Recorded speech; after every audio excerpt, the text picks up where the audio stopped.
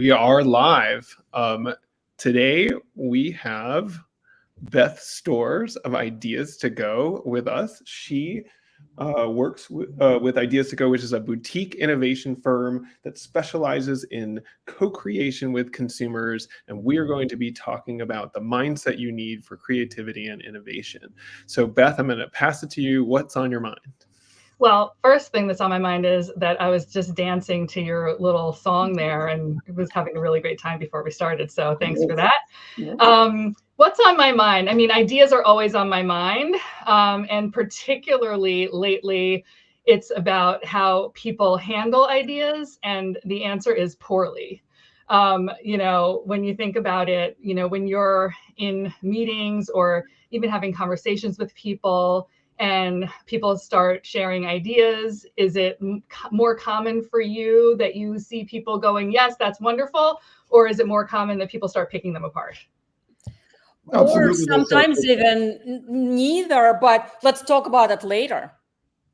Oh, and then everybody forgot about it. Deal with your I'm not going to pick it apart, but I'll imply that I'm not interested. And the one I always hear is, "Oh, we already tried that," and then it's like, yes, eye roll, exactly. That is eye roll is a good one. Yes, we like to say yes, but. Yes, eye roll is awesome though. I'm going to use that in my next session. I mean, it's like people, find that, when you share ideas, people just immediately go to the negative, and that winds up being a problem because then, all of the ideas kind of get, like thrown out. And so, when you're in that situation, do you find that people say things like, yes, I've tried that before. What are some other things that you typically hear? I guess for me, I don't know. It's like, well, I definitely get a lot of that. Like, here's all the reasons why it's not going to work, or we've tried that before, or it's too expensive, or you haven't really thought that through. Or that's a fun one. You really haven't thought that through. Thanks. Exactly. It's such a, because I think we're trained to think that way, right? It's like we're trained to think about our own ideas because we immediately start thinking about when somebody else is giving an idea and you're like, oh, I'm gonna have to do this, and this, as opposed to sort of listening and going, what's the, okay, well, what's here? I mean, it doesn't have to be perfect. Right. But, exactly. It's very interesting. Good. Yeah, I was going to say another thing that I see is this sort of like, yes, you can have some funds. First of all, we're not going to give you enough. And two, if the second part is if it fails, we've now proved that we've tried it and we never have to do it again. In other words, see it didn't work is not the day that you're actually having the conversation. It's like 6 months into it. That's another problem I've seen. Yeah, ouch. And Jeff, what you were saying about we're trained to think critically. So yes, that's true. We are trained to think critically. So we start, picking apart and criticizing and identifying the problems. But also there is something else that's innate in us, which is negativity bias. So it's a cognitive bias that, we all have, and we can't help but immediately gravitate towards the negative when new ideas are shared. And so when that happens, what kinds of behaviors do you start to see when you're in a meeting and people start saying, well, we've tried that before, or you didn't think that through, or, yes, but it's going to be too expensive. Like, what kinds of behaviors do you start to see? I guess, people either shut down, they don't want to throw things out, or they just get naturally gravitate to like the obvious things we've always done before is what I find is sort of the most obvious thing. I don't know. Right. So that's, go ahead. Sorry. You ever see arguments break out? Yeah, absolutely. Yes. Although it's funny, I wouldn't have, I'm not sure I would have thought of it as being that, that issue, because I guess it was like the argument broke out and took over that I didn't even realize like it was somebody had thrown out an idea. It just turned into a weird argument. Yeah, I think actually people pull back and they get disheartened to some degree, and they say, I'm not going to volunteer my best thoughts because you know what, you just called that half-baked and not interested, and somebody did. And it just kind of has not only an immediate impact, but also a behavioral impact that plays out in the future. Absolutely. like Absolutely. like an editing effect. Yeah. I don't know. Yeah. Oh, Oh, yeah. self-editing is I think a huge problem in business. Absolutely. And especially if you're trying to come up with new things, if you start self-editing, you're missing out on the opportunity to like stimulate other people's thinking and give them something to work with. And so, all of this behavior is happening. People are shutting down, like Elena said, they start, arguing.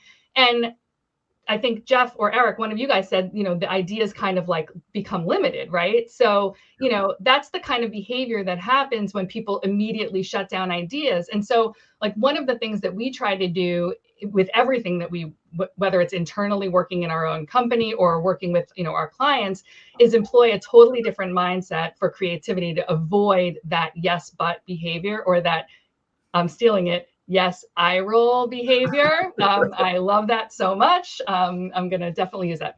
And it is something that we call fourness thinking. It's a made up word. And it's not the same thing as yes and. Like, a lot of clients will ask us and they'll be like, oh, should we just do yes and? And our answer is, how might we go move beyond yes and, right? So yes and is great because it keeps the things alive and moves things forward. And you also never get anywhere with yes and. So like, if you're thinking, we do this exercise called plan a party, and we have a really good time. I'm not going to do it now, but we have people plan a party and the party gets like out of control, right? And then we say, okay, now try it with yes, but, and the party is like a complete dud. So you want to kind of get somewhere in the middle where you're showing, throwing out some really exciting ideas, but then figuring out how to like reel them in a little bit. And so the forness mindset is like, you start with what are you for in the idea. So no matter what the idea is, even if it's an idea you hate, on first blush, you have to find something that you like about it, and then say all of the things that you like about it, and then move on to what you don't like. But instead of saying, yes, but that doesn't work, using more like constructive language, like I wish, or how to, or how might we. And so that tricks the brain into problem solving. And instead of just shooting down the entire idea, you're pulling out the pieces of the idea that are working and then fixing the parts of the idea that you didn't like. So Beth, I have a question on this subject. So inevitably, when we shut down the ideas, right, partially it's because of a fear of change, right? Because we're just set in our ways and there's a fear of change. So when you kick in this fourness, how does it help the mind to overcome the fear of change? Yeah. I mean, so the fear of change is something that's not going to kind of go away. But what it does is it really helps people collaborate on moving past that. So even just saying it out loud, saying, well, how might we, or what if we, or I wish we could, opens up for solutions. So other people feel more comfortable sharing possibilities, and nobody feels like they're going to get shut down. That's part of it too, is just the feeling that you're going to get shut down limits your ability to be more creative and come up with solutions. And so it's a mindset that enables the behaviors that you want for people to feel comfortable, going into kind of scary places. So speaking of scary places, I'm gonna build on that and say, it's fascinating because my brain just made a sort of like jump as you were talking about the how might we and so forth. Is I think Eric and I both just recently read this book by a guy named Chris Voss called Never Split the Difference, and Chris Voss was a hostage negotiator. And he talks about when you're trying to get this, so I told you scary, whatever. So as you're trying to create some space in which you can actually get to like a negotiation, he talks about using how questions and you mentioned how might we, because like you said, a how question forces the other person to start solving the problem that you both you have, right? So like in his case, it would be like the hostage negotiator said, the hostage taker says to the hostage negotiator, I need $1 million in 5 minutes. And basically what Chris Voss says is, you say, how do you expect me to get you $1 million in 5 minutes? and actually it starts to get the person to kind of anyway, I don't know what that has to do with creativity, but it's no, it does, because like honestly, there are people, and I say this both in fun but actually seriously at the same time, is like there are people who take companies hostage with their approach to sort of like shutting everything down. I think unfortunately, like there are companies that really end up shooting themselves in the foot, I guess no pun intended with the hostage negotiations, but really end up shooting themselves in the foot because they let certain voices sort of, that the no voice is the easiest one to follow in some ways. And so they let that dominate. Well, and also when people start with the negative, it does dominate. So, even so anything that we're doing, we always want to start with the positive. Again, as I said, even if you don't like the idea, find something good, because then you could use it as a springboard. But like, even if I'm doing focus groups, you never want the people who are against something to speak first, because then they taint the entire room. So it's the same thing if you're presenting an idea or if you're presenting creative. I mean, we talk about this with ad agencies too, because they're always like stuck with, presenting creative, and people start picking apart their work. But if they would start with what they really like and why, and then use more open language, like, I wish we could, or how might we, it's much easier to receive that feedback. Do you find there is any particular like, is there any times where you find you just have a real challenge with people to get to try these things out, and how do you overcome that? Well, you don't have to use names. All my clients are wonderful. No, but there's the like, I wish that idea wasn't so stupid. That's not the way it works. I wish that idea didn't stink. That's not the way it works. But you do sometimes get some of that. And we call people out. I mean, we just call people out right away when that happens. But you find that in general, people are sort of amenable to like trying this out, or do you? Absolutely. It's weird at first. Like, people definitely think it's a little cultish, because you're using, and if we do the activities, Greg, Jeff, you've been in this activity with me where, yes. Where, we say like a really crazy idea, right? So the one that you mentioned that you remembered was? Oh, it had something to do with using bees to motivate workers. It was worker bees. Bees to motivate productivity. And then, the idea is you identify all the things that you're for in the idea and all the things that you wish for in the idea.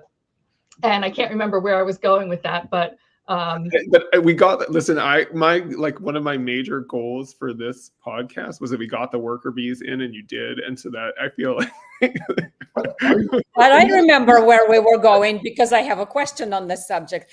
We were going into embedding this mindset, right? And the question is, yes, the organizations are open to try it out, right? In a form of a brainstorm with you while you're talking to them. But how do the organizations, big and small, really change their mindset? What do they do to actually stick to it and not to shut down good ideas 3 days from now? Right. Well, so the first part was around just the reason why I even brought up worker bees was that in our sessions, how we get them to use it and why they adapt it is because we train them on it in the beginning, and we make them practice it with something really fun while they're having a good time. It helps them learn it in a non-threatening environment. And then we talk about what are all the benefits of this kind of this behavior. So it keeps the good alive. It pushes towards solutions. It creates a safe environment where people feel like they can take risks and send out crazy ideas. It promotes teamwork, and collaboration, and it saves time. And so they practice this so much during our sessions, both at the very beginning, during ideation, during even convergence. So, you diverge to generate lots and lots of ideas, and then you converge and you have to pick the ideas. And it's people want to say yes, but during ideation, and they also want to say yes, but during convergence. So our job is to get them to not do that and remind them, well, what are you for? What do we want to keep here? What do you wish for? How can we change it? And then we kind of keep morphing the ideas until we get to a good place. And so I think, Elena, because they have done this, for, over the course of a few days, it starts to kind of seep in, and we hear from our clients that they do start using it back at the office. Interesting.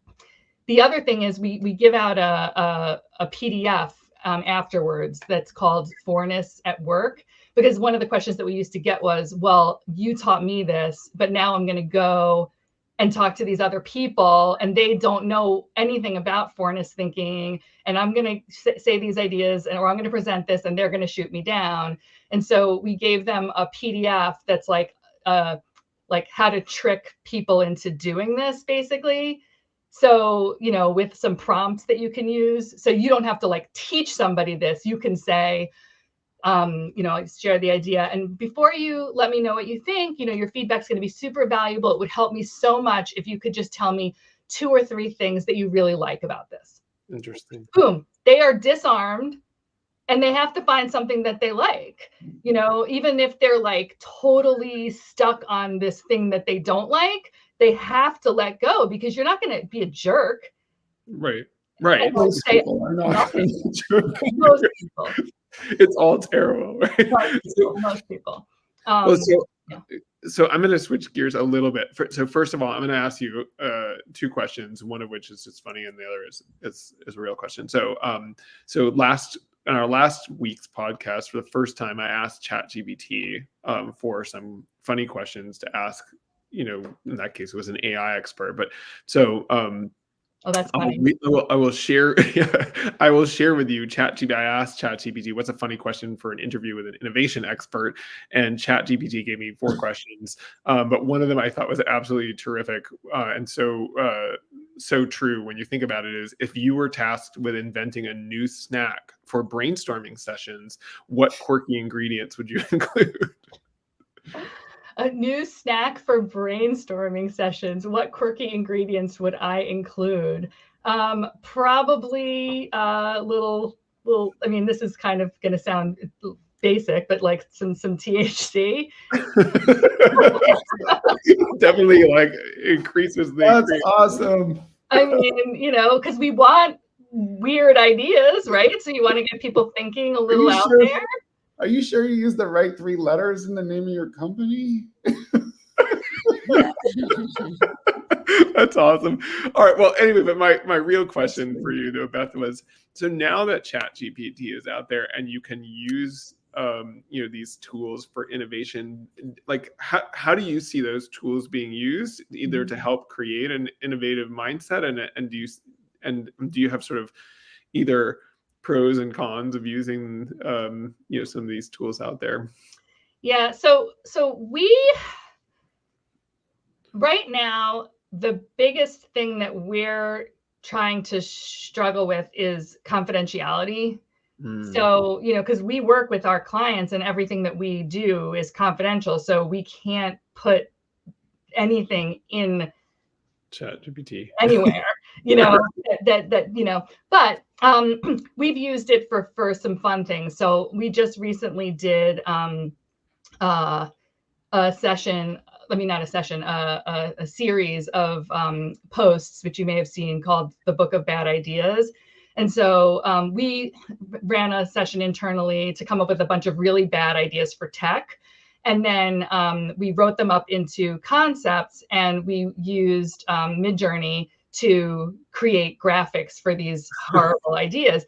And the idea was to put them out there to be like, hey, this is a really bad idea, and what are you for? What do you wish for? And where can you get to some new ideas? So it was really helpful in visualizing those ideas for us. We definitely have heard, some clients using it for different reasons. But again, for us, we want to incorporate the human aspect of innovation. So we really focus in on our creative consumers. So here's an interesting story that happened today with where I used ChatGPT to try to figure out. So I wanted to create a newsletter about training scientists and engineers, or helping scientists and engineers with management skills.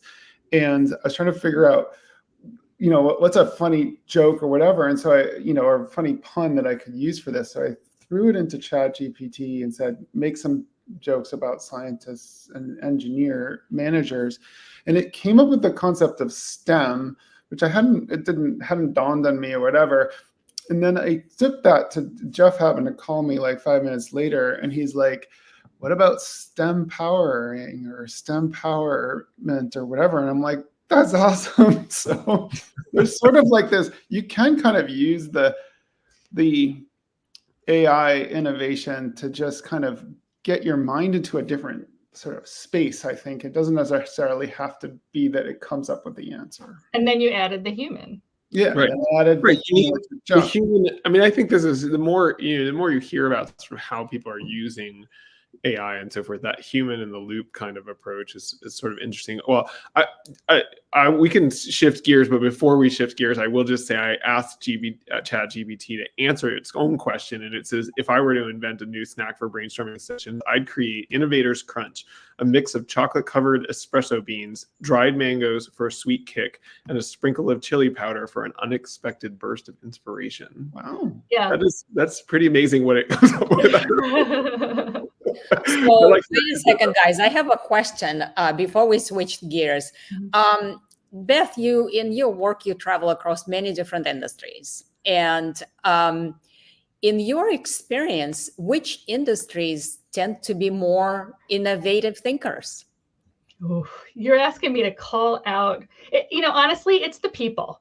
It's really the people more so than the industry, because certain people, I think, we don't like to say that everybody can be creative. It's really how everybody is creative. So, some people are the ones that are just going to like always be coming up with the thing that's just the way far out idea. The people who are going to come up with the idea for worker bees, and like everybody who's going to stare at them and be like, what are you talking about? Who are you? You don't belong here, but they're the ones who really do push the envelope. And then there's the people who, and honestly, sometimes I'm like this. I'm more of a person who's going to adapt to somebody else's idea and build on somebody else's idea, take it and say, oh, we could do this to it also and make it better. But I'm not necessarily the one, like I can facilitate a session and get people to come up with wild and crazy ideas, but I'm not necessarily naturally the person who's going to come up with those really crazy ideas myself.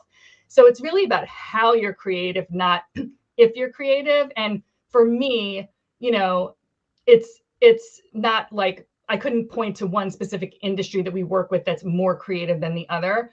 I will say that it's a big challenge for us as facilitators to push people to be comfortable, to come up with ideas that are going to go way farther than they think they could, because they know what they can and can't do. Mm-hmm. And so our job is to get them to go farther than they could possibly imagine, and then figure out how to reel it back in a little bit, because it's a lot easier to take a crazy idea and then bring it back in a little bit with a little what if we, how might we, how, all that, then take something that's really boring and try to make it more interesting. Right. Can I ask a question, follow-up question on that is, and obviously you can only talk about the ones that you have launched or whatever, but what's sort of like the craziest idea that you actually saw them?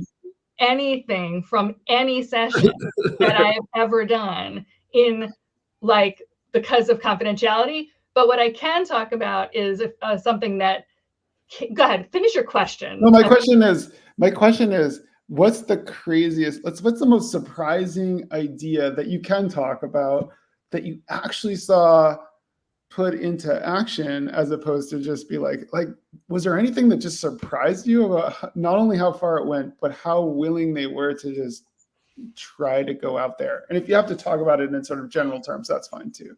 Yeah, no, I mean, I'll talk about a specific, idea that we're allowed to talk about, which is interesting. And it's out there still. It's Quaker dinosaur eggs.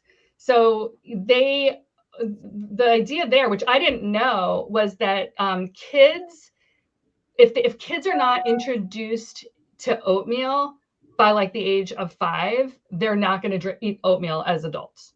And so the whole object was to figure out how to get kids to like oatmeal so that they're going to want them later. want it later. And so the idea that came up was for there to be eggs in the oatmeal, dinosaur eggs, and then the dinosaur eggs hatch, and then the kids will be excited. And that was like, there's no way we can make eggs hatch, you know, like all of the yes buts. But then, you know, the R&D people were like, well, what if we, you know, instead of hatching becomes more of like a metaphor, and instead they really just dissolve. So it's like, you know, sugar that dissolves, and then the dinosaurs come out of it. So they even did line extension. So that's an example.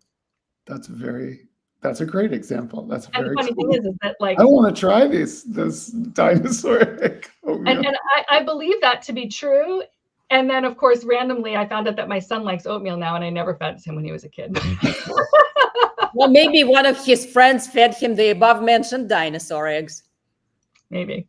So it's funny because the only time I've ever also heard that same effect is actually with licorice. Like if you don't eat licorice as a kid, you hate it, which is why that nobody eats licorice, like, you know, basically in the South or in large, you know, parts of the world. Anyway, a lot of people don't like it, but I do not like it. I know it's a super weird thing about having worked on Twizzlers for a while, you know, whatever. Like, you know, stupid stuff. Well, I had another question, and now it's like gone out of my head, and so I'm trying to invent a new question here. But well, let me ask you guys. I mean, you know, so you're you know, all have been in the industry. Like, what has been a situation where have you been in situations where you feel like you're, you know, beating your head against the wall to try to get somebody to, you know, listen to a crazy idea that you have, and what do you do to get people to get past that eye roll? Eric, I feel like that's like your whole like. Oh my God, that's my whole career. I worked on this particular technology. I won't go into the details for this audience, but worked on a particular technology, and it's like a technology that produces massive amounts of data. And there was always this belief in the group that I was working with, like there's only like a few things that are interesting, even though we're generating hundreds of millions or billions of data points. And I just was like, but this doesn't make any sense to me. There must be more information in this massive amounts of data. And so I spent probably, you know, 7 or 8 years or something just trying to convince people to try to look for the additional value in this data, and finally ended up on this sort of side project where that I was leading, where I figured out a way, despite the sort of limitations of cost, I figured out a way to reduce the cost by about 25x to test the thing out. And then it worked, and people still did not believe that there was more information in the data until the company spun off and then was bought out for $100 million or $85 million or whatever. And then it's now a thing that people do. You know, it's machine learning on this particular data set is now something that people are really interested in across the industry. So it's kind of like this really interesting story of like, just I guess it's my personality, and maybe because you guys both know Jeff, you probably recognize this in him too, is just this sort of perseveration on concepts. Like, I know this is true. I am going to keep pushing until I get this, you know, I get people to believe it. And then I'm going to just keep trying to prove it if you won't believe it. And I just didn't give up. And I think that probably didn't serve me as well in my immediate career as it did in my maybe longer term career. Like, here's the question though, like, isn't that exhausting? Oh, absolutely exhausting. Right. So if people would think more openly, you know, you probably would be a little bit less exhausted. But now here's the other question for you. How hard was it for you not to be like, told you so? Well, you know, I think I told you so. I think about that all the time. I don't necessarily like call these people up and say it. But actually, the other problem with I told you so is there's more to it, right? So one of the problems I see in drug discovery industry is that our infrastructure is not set up to actually follow through on this. So it's almost like there's only so much time to say I told you so before you realize that the roadblocks are still there. they've just moved downstream, or they've moved to an industrial level. And so the work is not done.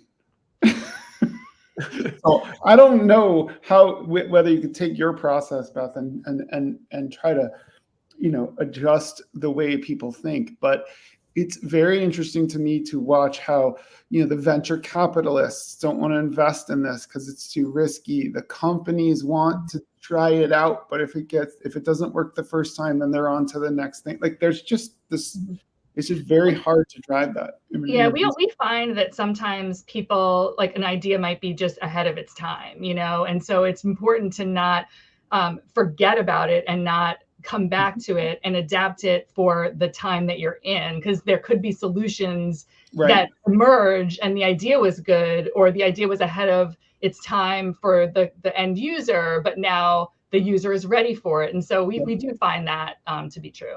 Yeah. So I just add, before we head out, because we're sort of at the half hour here, I will just say I forgot to say the point was earlier on, which is that if you look at the four of us, one of these things is not like the others, and it's that Eric was never on the Oreo brand, and never worked at Nabisco. The rest of us did.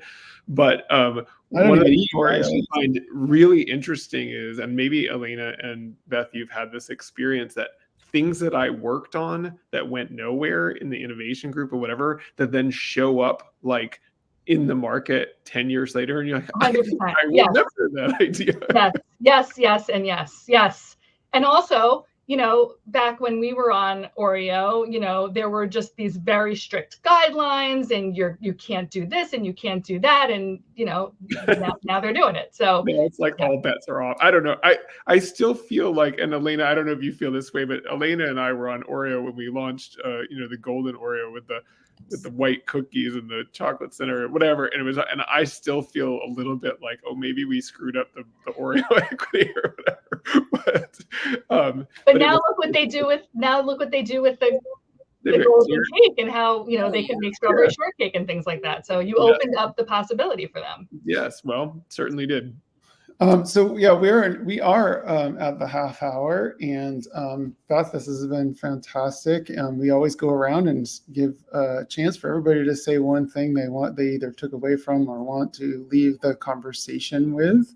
And we always let our guests start off. I don't know if that's actually a nice thing. It's more like you have to think on your feet, kind of. Go ahead. What's funny, this is really funny, because we actually do this a lot in our sessions, where at the end we'll like say to the creative consumers, we're like, what was one idea that really stood out to you? And they almost, like, we always tell our clients that they're most likely going to remember something from like the end. So don't take that with a grain of salt, because they really probably could have liked something that was earlier on. So funny thing, I'm going to say this idea about ideas being too soon for their time. Like, I think that's a real thing, and people don't realize it, and they kind of put them away and feel like some people feel like if they come back to it, it's like almost lazy, because like, well, that's something that we had already. Well, sure, but you didn't do it, and maybe it just wasn't the right time. So it's okay to bring that back. It's okay to try it again and see if it fits. So that's kind of my one of my takeaways. Elena, you want to jump in next? Sure. Mine was that words of action actually change the mindset. So if you start saying, I support, I am interested in, that creates the action within the mind to accept and move the idea forward. Well said. Jeff? So before I give mine, I think, Beth, it would be great if you could just tell people how they can reach you. And then this is the first time we've ever done this. We've got a promo code on the screen. So if you could tell people how to reach you and how to use this code.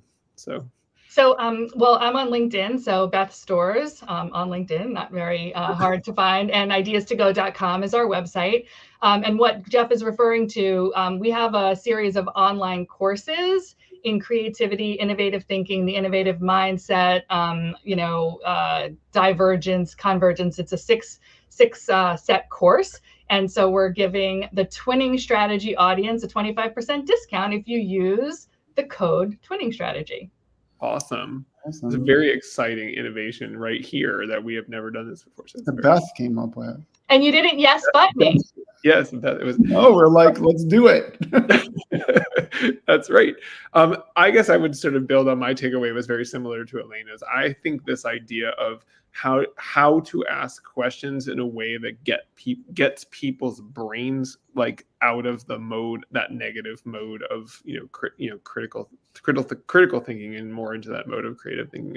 I think is really powerful. So, Eric, I will pass it to you to. Yeah. So the thing that I learned today that was most astonishing is that there is dinosaur egg oatmeal. No, actually, it's related to that. But that is cool in and of itself.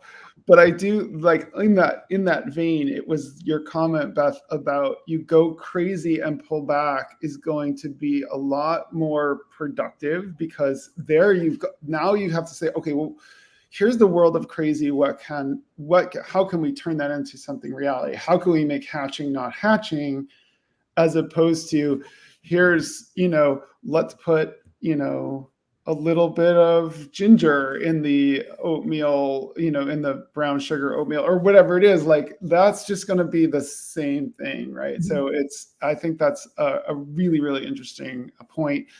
I want to thank you, Beth, in particular. Fantastic conversation. And of course, my co-hosts, Jeff and Elena, as always. Thank you very much. Thank you for inviting me. Absolutely.